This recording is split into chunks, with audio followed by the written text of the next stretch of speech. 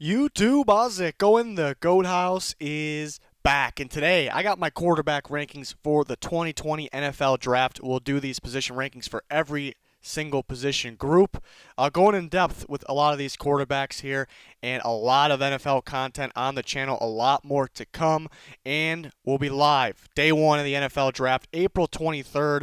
Join us for that right here on YouTube.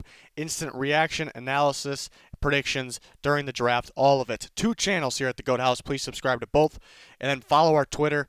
That Twitter is a must follow. If you're a football fan, if you're a fan of the Goat House, that's a must follow. Fan voted mock draft going on right now as we speak. We'll make a video out of that. Always talking football, always answering any questions. For any of the links that you need, they'll be down low in the description of the comments, every single video, along with our podcast, 7 episodes out on Apple, on Spotify. Check it out. Before we get into the rankings, let's see who tops each of the categories for the quarterback, starting with who's the most pro ready, who's going to make the best impact right now, and that's Joe Burrow. He's can fit any system. A very accurate quarterback. Usually the best quarterback is going to be the most pro ready, but not a whole bunch of developing. He's ready to win right now, so he is the most pro ready day one, in my opinion. Accuracy, it's going to be Joe Burrow again. Elite in that category. Very accurate quarterback, no matter if it's deep downfield, medium throws, short throws. He's very accurate, so he wins that category as well. Velocity went with Jacob Eason. There's some guys kind of giving Eason a battle here, but Eason's got a cannon. He's got quite the arm. Threw the ball the hardest at the combine. It's really not. That plays a small part, just the tape mainly.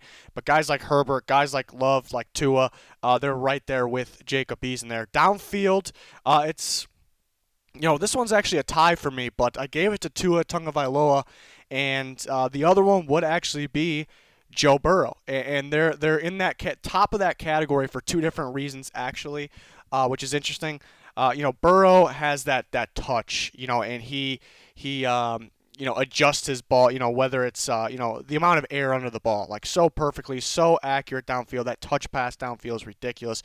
But Tua is the arm strength, the velocity, but the main reason what just gave him the edge is the time to release, I guess. Like, it's ridiculous. You would think it would take him a little longer to get the ball out of his hands. The throwing motion, everything is just so quick. It's a dart downfield, and sometimes on the run as well. So I think Tua is in the accuracy downfield too, because you got the velocity of Jacob Eason, who's also pretty good downfield, but just everything combined just for downfield passes. Tua and then Joe Burrow's right there.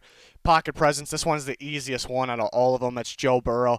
The guy's got eyes in the back of his head, can read the pressure, can feel the pressure, moves, footwork's ridiculous, can move around the pocket, knows when he has to leave the pocket, stay in, step up, everything. Joe Burrow, that's where he thrives the most. Mobility is Jalen Hurts. I do have to compliment Justin Herbert, though. For his size, he actually can move. I wish he would have done a little more. Kind of wait to the Rose Bowl to use it a little more. But Jalen Hurts, definitely the most mobile quarterback here.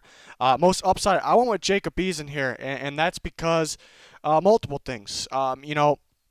His strengths are things you can't really coach. He already has them, and you couldn't coach them anyways. His weaknesses, I think, can be coached, and also the main thing, which factors in the upside here, it will get better over time because he hasn't had a whole bunch of reps, especially compared to a lot of these other guys. And that's because, he was at Georgia, then transferred to Washington, and there was a gap in between there. And then Washington, first year playing, first year learning the system, played pretty well, needed more time. He needs more time overall. So more reps equals upside. And a lot of people view upside as, who will be the best quarterback down the road. That's not what I view. Which guy has the most room to grow and definitely can grow. Like, he definitely can reach that upside. To me, it's Jacob Eason. Biggest risk to me is Justin Herbert. And kind of what plays into that is where we expect him to go. I think it's a risk taking him that early, like top 10, well in the top 10, well inside of it. And I think, he has the talent, he has the arm talent, but what his weaknesses are, I think, hesitation. He's kind of in his own head at times. It's maybe a little bit of confidence too, and those things, and he's hesitant in a lot of categories too, and those things usually can't be coached, usually. So that's why I do think he's risky, and you look at him from freshman year. As a freshman, the way he was throwing the ball, I'm like, this is the future number one quarterback. But going into that, you're just basing it off of arm talent because you expect the guy to grow, read defenses, get better. Didn't really do that. So for those reasons, I think he's the biggest risk. But if you can get him relaxed, get him comfortable mainly, and in the right system, he could be very good. So he has upside as well. Sleeper woman Anthony Gordon.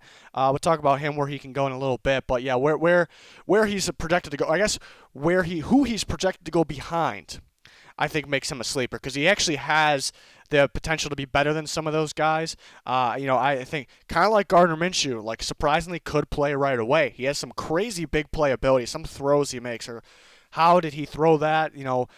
His body was put in a weird situation. It was kind of across his body on the run. He maybe a no-look passing here and there. So he has that random big playability. Pocket presence. One game will look great. One game look pretty iffy. But he is a sleeper. And then deep sleeper, I went with Cole McDonald from Hawaii. And for deep sleeper, a lot of people do when they do their deep sleeper, they just try to find this random guy, sometimes a very small school guy that's just not going to get drafted. I'm not here to do that for all these position groups. I'm trying to get a guy that's either going to get drafted late. Maybe some of them might be undrafted, but barely, just missed the cut, kind of. Cole McDonald's kind of that guy there. There's a lot of wow plays, a lot of wow downfield throws, on the run throws, a lot of wow moments. And if you think, if he gets the right weapons around him, the right talent around him, the right coach, he could be special. The downside is, there's a lot of a lot of worry about his throwing motion. It's strange. It's long, it's slow, it's strange. So I understand the problem there.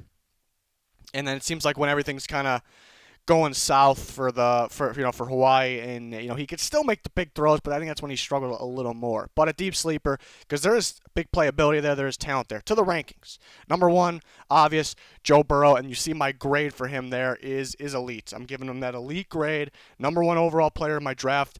But that number one means number one quarterback here for this video, and he should be the pick to the Bengals. I guess you never know, but I really do expect him to be the pick. He's going to be the pick. He should be the pick. Number one, what makes him, elite? What makes him number one quarterback? Why you should draft him? Well, he's an elite prospect. One of the top prospects ever. Actually, I'm going to say the number one quarterback prospect. The safest one, the best.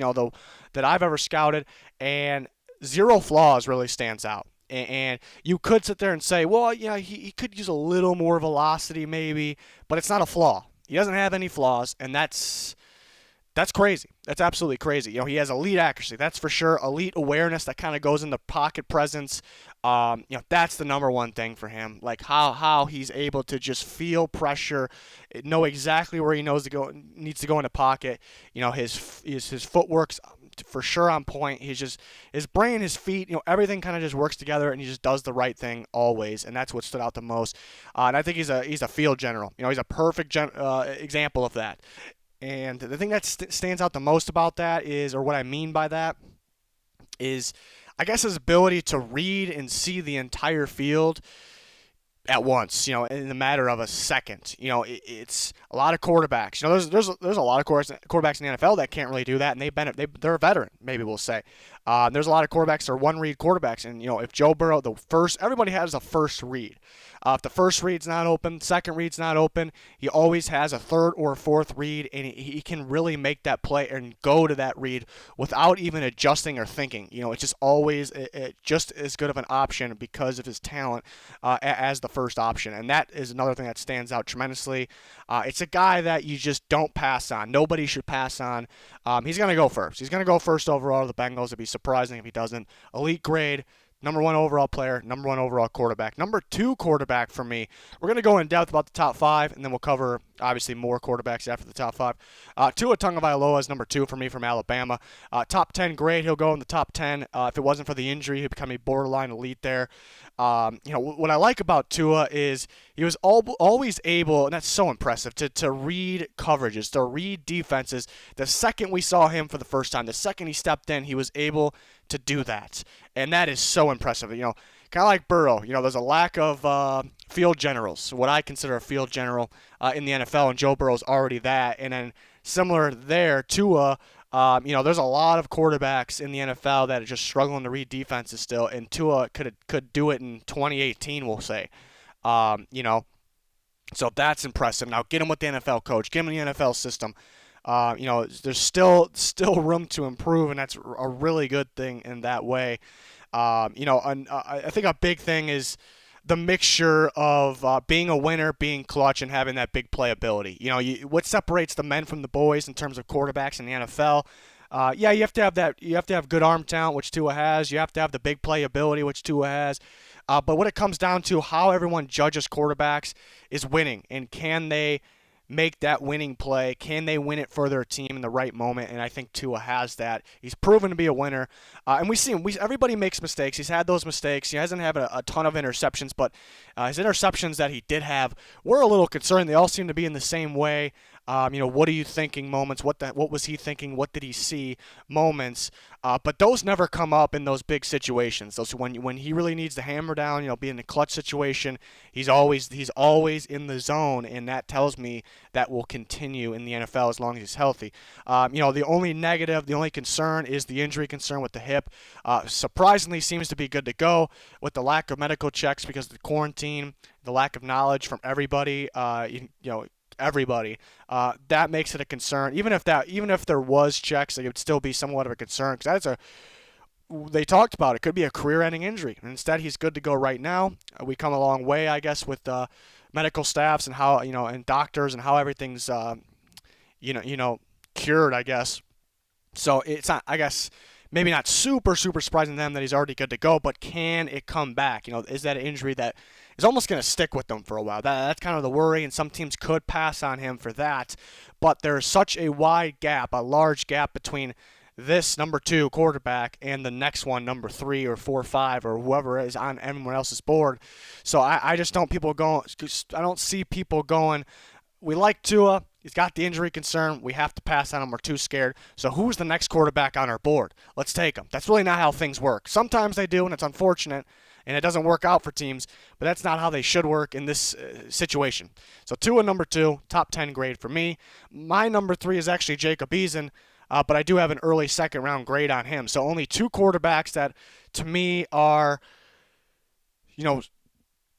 clear first-round grades for me. Eason, I'm tempted to put him up there because there's so much upside with Eason.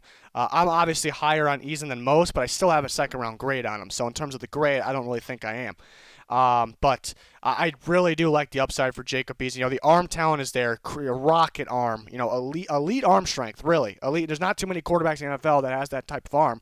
And it's kind of the first time we got to see it this year. That's a great thing, too, because we didn't really see the crazy arm strength at Georgia. I know he was very young. He looks like a totally different person, too. He looks like more of a man now, too, just his whole body. So that's a good thing. He really gained the arm strength, the ability to improve without even playing. Pretty impressive. Pretty accurate downfield. Wish he was a little more accurate, but the crazy, impact plays downfield, he's pretty accurate. In tight windows is where it really stands out. There was a lot of moments, honestly, where, I don't know if you should throw that one. I don't know if you should throw that. That's real tight, and he would squeeze it in there. It's because of the velocity. You can't even blink. The ball gets in there. That's insanely impressive. It'll impress teams as well. And I talked about it when going over the categories. More reps and coaching will improve his flaws because he has the weaknesses that can be coached. It's mainly footwork, dealing with pressure. But more reps by itself should fix that because, again, we seen him at Georgia a little bit. There was a big gap of playing time. Went to Washington, and the first year playing for Washington, he was pretty solid. He needs more reps, and that's legitimate. He needs more reps, and it's okay for him to need more reps. Why teams could pass on him, why he can fall, maybe why he won't be the 3rd quarterback off the board. I don't really expect him to be. Again, it's not predictions, it's my rankings. He does struggle versus pressure. Some strange approaches to getting outside the pocket or stepping up in the pocket. That's what scares me, and that's why I'm hesitant maybe even to put him over the other guys because it's weird what he does sometimes. I think there was a play against Oregon where he opened up his body, turned his body, almost did a double spin to avoid a sack. I don't think I've seen that. So that needs some work. I think just basic footwork from the start of the play would actually fix that a little bit. And we've seen Joe Burrow improve on all that from 2018 to 2019, so it's definitely possible with the right coach. I think way better coaching. From Washington, not to knock Washington, but from Washington to the NFL. So that definitely coaching reps can help. More reps with the footwork, getting used to it, getting it kind of in your brain, what you do, and making it instinctive. That involves more reps. And then he is off target, within 10 yards. Anything underneath, it's a little off target. I think that has to do with the velocity. When he has to hit the check down, which he doesn't want to do, when he has to check down, he whips the ball. He uses too much of his arm strength. I think just cool it down a little bit, save that for the bigger throws. I think these are things that can be fixed, but there are some negatives there, and that's why I don't see him as a clear first round grade. Um, you know, when I put the grade there, it has to be clear to me. So if somebody takes him in the first, it's understandable. I'm not saying, because I didn't have a late first round grade on him, is that bad. No, I can still consider it's a good pick. He's a quarterback, and it's just got to be clear to me for me to put the grade there. Number 4 for me, 3, 4, 5 are so close. Number 4 is going to be Justin Herbert from Oregon. And again, I watched this guy since he stepped in as a freshman. The arm talent was there. I was expecting number 1 quarterback in the draft in the future, but you expect the guy to improve. You expected him to be able to run an offense. You expect him to be able to read defenses and just improve all around. And I don't think that really happened. But he still, could be. I expect him to be a first-round pick, really. But I still have a second-round grade on him just because of the risk. The risk puts him down there. Why you draft him? Laser arm. Yeah, he's got a rock. He's right there with Jacob Eason, and he'll have those moments. And that's why I say high moments are very high. Like, he'll have those moments where you're out of your seat, just, wow, how did he do that? As he's getting hit, just a rocket throw down the middle of the field, deep down the middle of the field, perfect throw. He'll have those moments, and then he has the prototypical size. He's pretty mobile for his size. Like, everything checks out. You're gonna look at the guy and you're gonna like him. Why you pass on him? Yeah, a lot of things feel like it's hesitation. Feels like it's in his head. He's hesitant to let plays develop. He's so quick to go to his check down. He's hesitant to go for the big play. He's hesitant to go to the right player downfield too. Sometimes we'll panic a little early. I think he had the best offensive line in the country. If not, it was top 3. And there was times where there was no reason to kind of get in a hurry or starting to panic in the pocket. And it felt like the offense needed to be simplified for him. The completion percentage went up, and that was because there was an insane amount of screen passes. There was just an insane amount of underneath throws and a lot of checkdowns from him. So I think it felt like it needed to be simplified. Earlier in the year, I was saying Oregon just needs to let him get out of his comfort zone. I thought they were kind of restricting him, but then kind of looking over it again, it felt like he might have been restricting them. It's tough to tell. It's a risky pick. For now, I think he's a one-read quarterback, which is okay. We usually see that from these prospects quite a bit every single year. But there's a lot of risk because just a lot of hesitation and a lot of things just seem to be in his head. It feels like he's in his own head. Confidence plays a part in that. Can a coaching staff get that out of him? If they can, he can be a very, very special quarterback. And that, saying that part makes me want to put him much higher. Up right there with Tua almost. But it's tough because I think it's going to take a bit to get that out of him. Number 5 is Jordan Love, who not that long ago was actually my number 3 quarterback because I just love the upside of Jordan Love. But again, another thing where there's just so much to work with to get what out of him. There's some things that will still remain. Still a lot of upside. Still like Jordan Love, second round for me. I think he definitely could be better with the right talent around him. Offensive line wasn't good. Play calling wasn't good. The receivers were pretty bad. There was a lot of throws I watched where if he had a decent receiver, they would have caught the ball. It would have made him look better. His completion percentage would have been higher. The stats would have been higher. The play would have been higher. He has great arm strength. The throws on the run. Sometimes he'll have like a crazy throw on the run downfield, and it's just, another one of those. The highs are just insanely high. Like, those plays are ridiculous. Big play, almost Mahomes-like when he's on the run and just whips the ball downfield. But he's really nowhere near Mahomes. Mahomes didn't really have the mistakes he had. And why you pass on him, accuracy definitely is an issue. Kind of going back and looking, his team didn't help him out a whole bunch, but it's mainly like the simple routine throws, just underneath. Hitting some throws at 10 yards at the sticks just before, in a way, I wouldn't compare him to RG3, but in a way it reminds me of RG3's flaws. RG3 did have the injuries, but RG3 was great throwing downfield. He just continued to overthrow, throw behind, underneath passes, and like, why can't he hit these throws? Like, they should be so simple. It's kind of the same thing I'm thinking with Jordan Love. There's a lot to like about him. The upside is definitely there. So hopefully he goes to the right team. And then hopefully they can get it out of him there. And then the next group of receivers here, 6, I have Jalen Hurts. And Jalen Hurts is kind of where the NFL is heading. So he needs the right system, kind of a spread system there. And he's pretty good downfield actually, which is odd because he's very accurate downfield. But it's why I say it's odd is because Lincoln Riley offense has always been downfield shots. A lot of them. Baker Mayfield, Kyler Murray, and they really limited Jalen Hurts this year. I mean, he threw the ball downfield a lot, but limited him compared to where you expected him or where the past was for Oklahoma.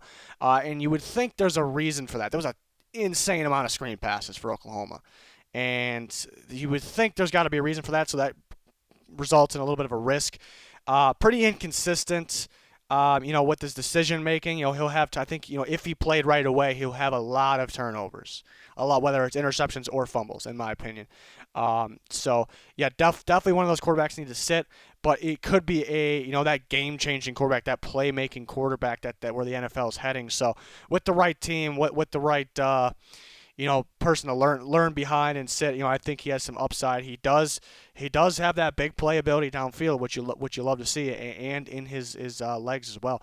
Jake Fromm is 7 for me. Jake Fromm seems like a good leader. He's pretty accurate, I'd say, for the most part. Not really downfield as much, but he's pretty accurate. I'd say he's a smart quarterback, but I wish he was a smart quarterback that kind of went out of his comfort zone a little more. That's kind of my problem with him, that the real lack of big playability. There's just nothing going downfield. In big moments, he kind of missed the open downfield throws. Caught him on tape recently, actually, kind of just staring at checkdowns, like he just wants to go for the short game. And Georgia's game plan was always just run it down your throat in the short game, the short passing game. And there was a reason for that, and we kind of saw that when they absolutely had to go when they played teams that were top tier, and they had to kind of go outside their comfort zone a little bit. They really just couldn't do it. They just couldn't do it. And I think it was the lack of the big playability, the lack of, maybe we can put the coaching staff to blame because they kind of didn't let him do that early enough. So maybe a team kind of gets him that experience, gets him going early, gets him out of the comfort zone. He can get there because he's an accurate quarterback. He seems like a smart quarterback. But he's at 7 for me because there's a lot of teams in the NFL that struggle, that have to find ways to win, throwing the ball 5 yards downfield every time and running the ball. And in today's NFL, that has not worked for those teams. So I see early on in Jake Fromm's career that kind of being a thing. But again, I still grade him around 4th round because I think he's a good leader. I think he's smart. I think he's accurate. And then if the coaching staff, tests him, gets him out of the comfort zone, even if it's learning, even if it's a backup, you can still do those things. Then he has some good upside. So that's why he's still round 4. Anthony Gordon, round 5. We talked about him a little bit earlier. Yeah, kind of has that big playability. Can move quite a bit too. Can move out of the pocket. Threw to his running back a lot. Threw underneath a lot of perfectly schemed plays. So how will he be outside of Mike Leach's offense there? At times, have these ridiculous highs as well that really make you jump out of your seat, get excited. And then pocket presence seems like a good thing sometimes. How he's able to avoid the sacks, move around perfectly, throw from anywhere, inside, outside. But then that's kind of the lows as well. When he played good, the Air Force game actually in the bowl game, he was panicking early. He was kind of stepping up into, not sacks, but he's kind of stepping up into positions of the pocket where it just made it so much harder to throw on him. His pocket presence looked very, very poor in that game, which is interesting because it was kind of back and forth throughout the tape, throughout the year for him. So that was interesting. Worry about the pocket presence, I guess, against a good defense, a good pass rush. Jake Luton, round 5 for me as well, from Oregon State. Long quarterback, pretty good touchdown field. Worry about him under pressure too. Tend to panic a little bit, kind of just got the ball up to Isaiah Hodgins a lot, who was their top receiver. But I think a pretty accurate quarterback. He was very accurate downfield. I think completed north of 50% of his throws downfield, which is tremendous, absolutely tremendous. So that's definitely another sleeper quarterback right there with Anthony Gordon. And then quarterback number 10 for me is Nate Stanley, who I have in round 6. Iowa runs like a pro-style system, so he's kind of going to be somewhat familiar with the playbook, so that's good. Lack of weapons this year. They take away the 2 top tight ends for them last year and going into this year, and you just see he was kind of lacking the talent. Just not a crazy amount of big playability from him until the bowl game, until he played USC, was torching that defense. So get away from playing the really good Big Ten defenses maybe, and then then you look a lot better. So there's some upside there. It's kind of in him. Just get him to the right team there. So that's another guy that's kind of growing on me a little bit.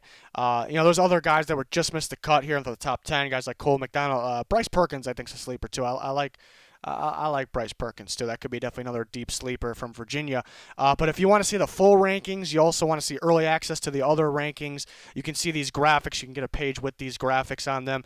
7-round mock drafts for team by team. Any fans that request one for their team at certain points, and then bonus content, bonus videos, and a lot more throughout the whole year about the NFL. If you want any of that, these full rankings and more, you go to patreon.com/thegoathouse. There's a link in the description, or you go and sign up to be a Goathouse member on YouTube. There's a link down below, or you can click that join button that is on our channel, or just click the membership button that is on our channel page. There's a lot more on there too. On each of those, they're each a little different, so you can check that out to get the full rankings for everything. Once they come out, and the full rankings will be out for everybody on one page, like a database on one page, and that will be available for everybody, but not until most likely the day of the draft, and it'll have all the grades on there as well. But more videos like this coming, grading, ranking all the position groups, so I'm excited to do those. All kinds of NFL content on the channel, and plenty more to come. We'll be live during the NFL draft, a couple live streams leading up to the draft, so really excited about that. Hope you can join us for all that. That's going to do it for this one, though. Thanks for watching. Goodbye.